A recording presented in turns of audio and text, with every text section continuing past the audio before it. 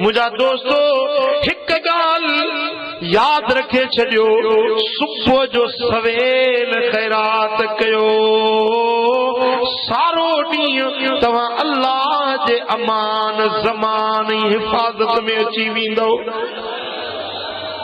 सुबह जी खैरात गाल समझो। सुबह के वक्त में जीअं निंड मां उथो फजर नमाज पढ़ो, इएं नथो चवां त तव्हां लख रुपया खैरात कयो, इएं नथो चवां तव्हां 5000 खैरात कयो, इएं नथो चवां त 500 खैरात कयो, भली 5 रुपया छो न हुजनि।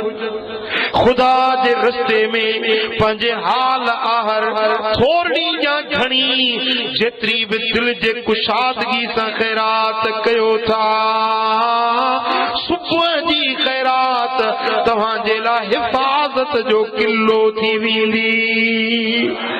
जमीन जे मुसीबतुन का, आसमान जे आफतुन का, शामतुन का, मुझा दोस्तों पुडण का, सड़न का, जलण का, एक्सीडेंट का, मुझा दोस्तों आफतुन शामतुन का तव्हां अल्लाह जे हिफाज़त में अची वेंदो।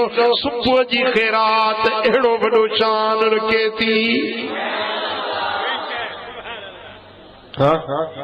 मान तो चवा मुझे दिल पर मदीने वाले ताजदार खुद फरमायो, साईं फरमाता बाकिरू बिसदक़ते फइन्नल बला ला यतखत्त सदका।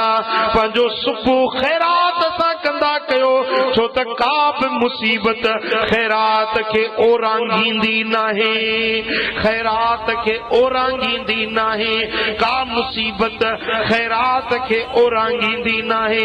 जेॾीमहिल तव्हां खैरात कई तव्हांजे चौधारी किलो थी वियो, हिफाज़त जो कड़ो चढ़ी वियो, मुसीबत मथों या साम्हूं या पुठियों या अॻियों या हेठों हर पासे नो हिफाज़त जो कड़ो चढ़ी वियो।